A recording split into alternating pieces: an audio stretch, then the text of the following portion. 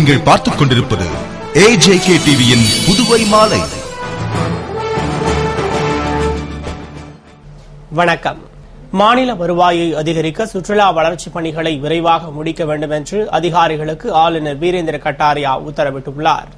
புதுவை ஆளுநர் மாளிகையில் சுற்றுலாத்துறை தொடர்பான ஆய்வுக் கூட்டம் ஆளுநர் வீரேந்திர கட்டாரியா தலைமையில் நடைபெற்றது. அமைச்சர் ராஜவேலு, சுற்றுலா வளர்ச்சிக் கழக தலைவர் வையாபுரி மணிகண்டன், சுற்றுலாத்துறை செயலர் மூர்த்தி, இயக்குநர் சிவக்குமார், துணை இயக்குநர் சுப்பிரமணியன் ஆகியோர் கலந்து கொண்ட கூட்டத்தில் சுற்றுலாத்துறை மூலம் ஏற்கனவே நடந்துள்ள பணிகள், நடந்து வரும் பணிகள், சுற்றுலாத்துறை திட்டங்கள், அதனை நிறைவேற்ற தேவையான நிதி, மேலும் மத்திய அரசிடமிருந்து பெற வேண்டிய நிதி குறித்து ஆலோசிக்கப்பட்டது. மேலும் அதிகாரிகள் 2010-11 ஆண்டில் சுற்றுலாத்துறைக்கு 11 திட்டங்களுக்கு 51 கோடியே 51 லட்சம் ரூபாய் ஒதுக்கப்பட்டதில் 3 பணிகள் மேற்கொள்ளப்பட்டது என்றும் மீதமுள்ள பணிகள் விரைவில் துவங்கப்படும் என்றும் 2013-14 ஆண்டில் 186 கோடியே 50 லட்சம் ரூபாய்க்கு மத்திய அரசு ஒப்புதல் அளித்துள்ள நிலையில் 79 கோடிக்கு திட்ட மதிப்பீடு தயார் செய்யப்பட்டு அனுப்பப்பட்டுள்ளதாகவும் மீதமுள்ள தொகைக்கு திட்ட மதிப்பீடு செய்யும் பணிகள் நடந்து வருகிறது என்றும் தெரிவித்தனர். அப்போது ஆளுநர் விமான போக்குவரத்தை மேம்படுத்த தமிழக பகுதியிலிருந்து தேவைப்படும் 40 ஹெக்டேர் நிலம் குறித்து தமிழக ஆளுநரை சந்தித்து வலியுறுத்தியதாகவும் விரைவில் இடம் கிடைக்க முயற்சிப்பதாகவும் தெரிவித்தார். மேலும் சுற்றுலாத்துறை மூலம் புதுவை மாநிலத்திற்கு வருவாயை பெருக்க முடியும் என்பதால் சுற்றுலா நகரமாக மாற்றுவதற்கான அனைத்து பணிகளையும் விரைந்து முடிக்க வேண்டும் என்று அதிகாரிகளுக்கு உத்தரவிட்ட ஆளுநர் தொடர்ந்து சுற்றுலாத்துறையில் செய்ய உள்ள பணிகள் விரைவில் செயல்பாட்டுக்கு வரும் வகையில் துறையின் செயல்பாடுகள் இருக்க வேண்டும் என்றும் அதற்கு தான் துணை நிற்பதாகவும் உறுதியளித்தார். புதுவை கரும்பு விவசாயிகள் சட்டசபையில் முதல்வர் ரங்கசாமியை முற்றுகையிட்டு வாக்குவாதத்தில் ஈடுபட்டதால் பெரும் பரபரப்பு ஏற்பட்டது. புதுவை கரும்பு விவசாயிகள் சங்கத்தினர் சங்க தலைவர் பூங்காவனம், செயலாளர் வழக்கறிஞர் செந்தில்குமார் ஆகியோர் தலைமையில் சட்டசபையில் முதல்வர் அலுவலகத்திற்கு சென்று முதல்வர் ரங்கசாமியை சந்தித்து 2011-12 ஆண்டில் வெட்டி அனுப்பிய கரும்பிற்கு முழுமையாக பணம் பட்டுவாடா செய்யவில்லை என்றும் வங்கிக்கு செலுத்த வேண்டிய பணத்தையும் ஆலை நிர்வாகம் செலுத்தாததால் வங்கியில் கடன் பெற முடியவில்லை என்று கூறி வாக்குவாதத்தில் ஈடுபட்டனர். மேலும் முத்தரப்பு கூட்டத்தினை கூட்டி கரும்புக்கு விலை நிர்ணயிக்கவில்லை என்று குற்றம் சாட்டினர். அப்போது முதல்வர் ரங்கசாமி ஆலை தற்போது நஷ்டத்தில் இயங்குவதால் விவசாயிகளுக்கு அளிக்க வேண்டிய பணத்தை அளிக்க அரசு அனைத்து நடவடிக்கையும் எடுத்து வருவதாகவும் மேலும் கோரிக்கைகள் தொடர்பாக ஆலையின் தலைவரை சந்தித்து பேசுமாறும் கூறினார். இதனையடுத்து கரும்பு விவசாயிகள் ஆவேசமாக பேசியதால் அங்கு பெரும் பரபரப்பு ஏற்பட்டது. இதனைத் தொடர்ந்து முதல்வர் விவசாயிகளிடம் எந்த பதிலும் கூறாமல் வெளியேறிவிட்டதால் ஏமாற்றமடைந்த கரும்பு விவசாயிகள் கலைந்து சென்றனர். புதுவையில் வாக்காளர் பட்டியல் திருத்தல் பணியினை மேலும் 10 நாட்களுக்கு நீட்டிக்க செய்ய வேண்டும் என்று திமுக மாநில அமைப்பாளர் MA சுப்பிரமணியன் கோரிக்கை விடுத்துள்ளார். இதுகுறித்து திராவிட முன்னேற்றக் கழக மாநில அமைப்பாளர் டாக்டர் MA சுப்பிரமணியன் கூறுகையில், இந்திய தேர்தல் ஆணையத்தின் ஆணையின்படி புதுவையில் உள்ள அனைத்து சட்டமன்ற தொகுதிகளின் வாக்காளர் பட்டியலில் புதிய வாக்காளர் பெயர் சேர்த்தல், நீக்கல் மற்றும் திருத்தும் பணிகள் கடந்த 10ஆம் தேதி முதல் வரும் 1ஆம் தேதி வரை நடைபெற்று வருகிறது. ஆனால் இந்த நாட்களில் நவராத்திரி, ஆயுத பூஜை, பக்ரீத், தீபாவளி என்று பண்டிகை காலங்களாக இருந்த காரணத்தினால் பொதுமக்கள் அதற்கான பொருட்கள், புத்தாடை வாங்குவதிலேயே கவனம் செலுத்தி வருகின்றனர்.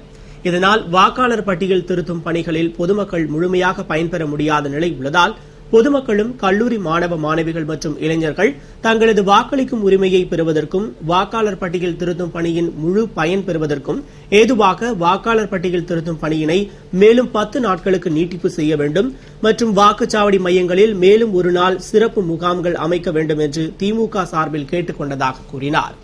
தொடர்ந்து புதுவையில் சாலைகள் உரிய பராமரிப்பின்றி குண்டும் குழியுமாக காட்சியளிக்கின்றன மற்றும் கழிவுநீர் வாய்க்கால்கள் சரியாக தூர்வாரப்படாததால் சிறிதளவு மழை பெய்தாலும் பெரும்பாலான சாலைகளிலும் குடியிருப்பு பகுதிகளிலும் மழைநீர் தேங்கி நிற்பதால் டெங்கு, மலேரியா போன்ற காய்ச்சல்கள் வருவது உள்ளிட்ட சுகாதாரக்கேடு ஏற்படும் சூழல் உள்ளது. எனவே அரசின் சிறந்த கடமைகளுள் ஒன்றான வந்தபின் காப்பதை விட வருமுன் காப்பதே மேல் என்பதனை கருத்தில் கொண்டு கழிவுநீர் வாய்க்கால்களை தூர்வாருவதற்கும் தாழ்வான பகுதிகளில் மழைநீர் தேங்காத வண்ணம் முன்னெச்சரிக்கை நடவடிக்கை எடுப்பதற்கும் அரசை கேட்டுக் கொண்டதாக கூறினார். தீபாவளிக்கு முந்தைய ஞாயிறு என்பதால் சண்டே மார்க்கெட்டில் பொருட்கள் வாங்க மக்கள் கூட்டம் அலைமோதியது. இதனால் நகரின் முக்கிய வீதிகள் அனைத்தும் போக்குவரத்து நெரிசலில் சிக்கி திணறின. தீபாவளி பண்டிகைக்கு இன்னும் 4 நாட்களே உள்ள நிலையில் தீபாவளியை உற்சாகமாக கொண்டாடி மகிழ மக்கள் தயாராகி வருகின்றனர். குறிப்பாக புத்தாடைகள், பட்டாசுகள், நகைகள் மற்றும் பொருட்கள் வாங்க புதுவை கடை வீதிகளில் மக்கள் குவிந்தனர். மேலும் தீபாவளிக்கு முந்தைய ஞாயிறு என்பதால் வழக்கத்தை விட சண்டே மார்க்கெட்டில் மக்கள் கூட்டம் அலைமோதியது. உள்ளூர் மக்கள் மட்டுமின்றி கடலூர், விழுப்புரம், திண்டிவனம் உள்ளிட்ட தமிழக பகுதிகளில் இருந்தும் ஆயிரக்கணக்கான மக்கள் புதுவைக்கு வந்ததால் நேரு வீதி, காந்தி வீதி, அண்ணா சாலை உள்ளிட்ட முக்கிய வீதிகள் அனைத்தும் போக்குவரத்து நெரிசலில் திணறின. நெரிசலை கட்டுப்படுத்த போக்குவரத்து எஸ்பி குணசேகரன் தலைமையில் இன்ஸ்பெக்டர் மாறன் மற்றும் போலீசார் அதிரடி நடவடிக்கை மேற்கொண்டனர். குறிப்பாக காந்தி வீதியில் ரங்கப்பிள்ளை வீதி முதல் கொசக்கடை வீதி வரை 4 சக்கர மற்றும் 3 சக்கர வாகனங்கள் செல்ல தடை விதித்தனர். அதேபோன்று பெரியகடை இன்ஸ்பெக்டர் பாஸ்கர் தலைமையிலான போலீசாரும் நெரிசலை குறைக்க போக்குவரத்திற்கு இடையூறாக நடுவீதியில் நின்று ஆடைகளை விற்ற வட மாநிலத்தவரையும் தள்ளுவண்டி கடைக்காரர்களையும் அகற்றினர். இதனால் மக்கள் சிரமமின்றி பொருட்களை வாங்க முடிந்தது. மேலும் போக்குவரத்து நெரிசலும் கட்டுக்குள் வந்தது. புதுவையில் அனுமதியின்றி தனியார் கம்பெனிக்கு டீசலை ஏற்றி வந்த டேங்கர் லாரியை போலீசார் பறிமுதல் செய்து நீதிமன்றத்தில் ஆஜர்படுத்தினர். புதுவை காலாப்பட்டு போலீசார் நவோதயா பள்ளி அருகே வாகன தணிக்கையில் ஈடுபட்டிருந்த பொழுது அந்த வழியாக வந்த டேங்கர் லாரியை நிறுத்தி ஆவணங்களை சரிபார்த்தனர். அப்போது அந்த லாரி அத்திப்பட்டில் உள்ள பெட்ரோலியம் கார்ப்பரேஷன் யார்டிலிருந்து 20 லட்சம் ரூபாய் மதிப்புள்ள 15,000 லிட்டர் டீசல் மற்றும் 5,000 லிட்டர் பெட்ரோல் ஆகியவற்றை புதுவை முள்ளோடையில் உள்ள தனியார் பெட்ரோல் பங்கிற்கு எடுத்துச் செல்வதாக ரசீதில் குறிப்பிடப்பட்டிருந்தது. ஆனால் லாரி தனியார் பெட்ரோல் பங்குக்கு செல்லாமல் காலாப்பட்டில் உள்ள தனியார் ரசாயன கம்பெனிக்கு இறக்குவதற்காக வந்திருப்பது தெரியவந்தது. அதனைத் தொடர்ந்து டேங்கர் லாரியை போலீசார் பறிமுதல் செய்து லாரியை ஓட்டி வந்த காட்டுமன்னார் கோவிலைச் சேர்ந்த கோவிந்தராஜ் என்பவரை கைது செய்தனர். மற்றும் பறிமுதல் செய்யப்பட்ட டேங்கர் லாரியையும் ஓட்டுநரையும் ரெட்டியார்பாளையம் உணவு கடத்தல் தடுப்பு பிரிவு போலீசாரிடம் ஒப்படைத்தனர். இதனையடுத்து உணவு கடத்தல் தடுப்பு பிரிவு போலீசார் வழக்கு பதிவு செய்து ஓட்டுநரை நீதிமன்றத்தில் ஆஜர்படுத்தி சிறையில் அடைத்தனர். புதுவை வில்லியனூரில் 300க்கும் மேற்பட்ட இளைஞர்கள் பாமக மாநில செயலாளர் அனந்தராமன் முன்னிலையில் பாட்டாளி மக்கள் கட்சியில் இணைந்தனர். புதுவை வில்லியனூர் லட்சுமி திருமண நிலையத்தில் பாட்டாளி மக்கள் கட்சியில் ஏராளமானோர் இணையும் விழா மாவட்ட செயலாளர் மதியழகன் தலைமையில் நடைபெற்றது. விழாவில் 300க்கும் மேற்பட்ட இளைஞர்கள் நாகராஜ் தலைமையில் மாநில செயலாளரும் பாராளுமன்ற தேர்தல் பாமக வேட்பாளருமான அனந்தராமன் முன்னிலையில் அக்கட்சியில் இணைந்தனர்.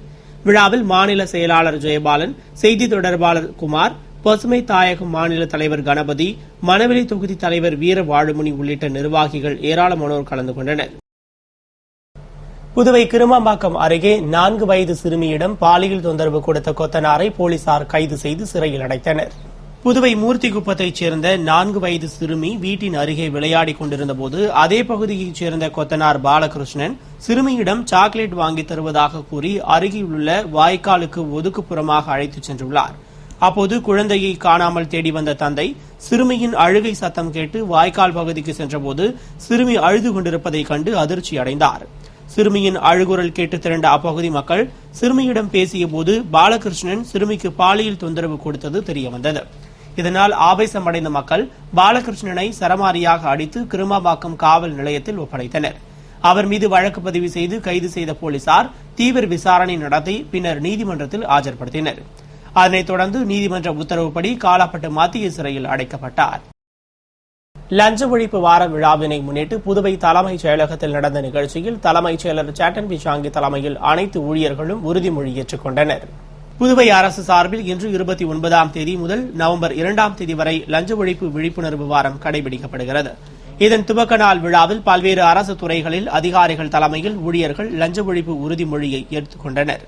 அதன்படி புதுவை தலைமைச் செயலகத்தில் நடந்த நிகழ்ச்சியில் தலைமைச் செயலர் சேட்டன் பிச்சாங்கி தலைமையில் தலைமைச் செயலர் உறுதிமொழியை வாசிக்க அதனை ஊழியர்கள் பதில் உரைத்து ஏற்றுக்கொண்டனர். இதுபோன்று மாவட்ட ஆட்சியர் அலுவலகம், லஞ்ச ஒழிப்புத்துறை உள்ளிட்ட பல்வேறு அரசு துறைகளிலும் உறுதிமொழி ஏற்கப்பட்டது.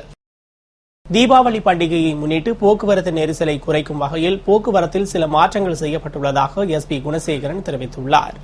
இதுகுறித்து போக்குவரத்து எஸ்பி குணசேகரன் செய்தியாளர்களுக்கு அளித்த பேட்டியில், எதிர்வரும் தீபாவளி பண்டிகையை முன்னிட்டு புதுவையில் முக்கிய கடைவீதிகளில் கூட்டம் அதிகமாக உள்ளதாலும் பொதுமக்கள் வசதிக்காகவும் இன்று 28ஆம் தேதி முதல் அண்ணா சாலை மற்றும் புசி வீதியில் கனரக வாகனங்கள் செல்ல அனுமதிக்கப்பட மாட்டாது என்பதால் மறைமலை அடிகள் சாலையில் இருந்து வரும் அனைத்து கனரக வாகனங்கள் புசி வீதியை அடைந்து வலது பக்கம் திரும்பி சின்ன சுப்ராய பிள்ளை வீதி வழியாக சுப்பையா சாலை சோனாம்பாளையம் அடைந்து இடதுபுறம் திரும்பி HM காசிம் சாலையில் இடதுபுறம் திரும்பி SV பட்டேல் சாலை வழியாக அஜந்தா சிக்னல் அடைந்து வலது பக்கம் திரும்பி செல்ல வேண்டும் என்று தெரிவித்த அவர், மேலும் கிழக்கு கடற்கரை சாலையிலிருந்து வரும் கனரக வாகனங்கள் அஜந்தா சிக்னல் அடைந்து இடதுபுறம் திரும்பி SV பட்டேல் சாலை வழியாக HM காசிம் சோனாம்பாளையம் அடைந்து வலதுபுறம் திரும்பி சுப்பையா சாலை பழைய பேருந்து நிலையம் வழியாக செல்ல வேண்டும் என்றார். மேலும் பட்டாணி கடை சந்திப்பிலிருந்து நேரு வீதியில் காலியாக வரும் ஆட்டோக்களுக்கு அனுமதி மறுக்கப்படுகிறது மற்றும் புதுவை நகர வீதிகளான நேரு வீதி, அண்ணா சாலை மற்றும் சின்ன சுப்பராயப்பிள்ளை வீதி, பாரதி வீதி, காந்தி வீதி, மிஷன் வீதி ஆகிய வீதிகளில், அதாவது நீலராஜப்பையர் வீதியிலிருந்து செட்டி வீதி வரை அக்டோபர் 31 மற்றும் நவம்பர் 1 ஆகிய 2 தேதிகளில் 2 சக்கர வாகனம் தவிர்த்து மற்ற வாகனங்கள் காலை 9:30 மணி முதல் இரவு 11 மணி வரை செல்ல அனுமதிக்க மாட்டாது என்பதால் வாகன ஓட்டிகள், கடை உரிமையாளர்கள் மற்றும் நுகர்வோர்கள் அனைவரும் இந்த புதிய தற்காலிக ஏற்பாட்டை அமல்படுத்த போக்குவரத்து காவல்துறைக்கு ஒத்துழைப்பு நல்குமாறு கேட்டுக்கொண்ட எஸ்பி குணசேகரன், பொதுமக்கள் மகிழ்ச்சியோடு தீபாவளி பண்டிகையை கொண்டாட புதுவை போக்குவரத்து காவல்துறை சார்பில் அனைவருக்கும் தீபாவளி நல்வாழ்த்துக்களை தெரிவித்துக் கொண்டதாக கூறினார். இத்துடன் செய்திகள் நிறைவடைந்தன. வணக்கம்.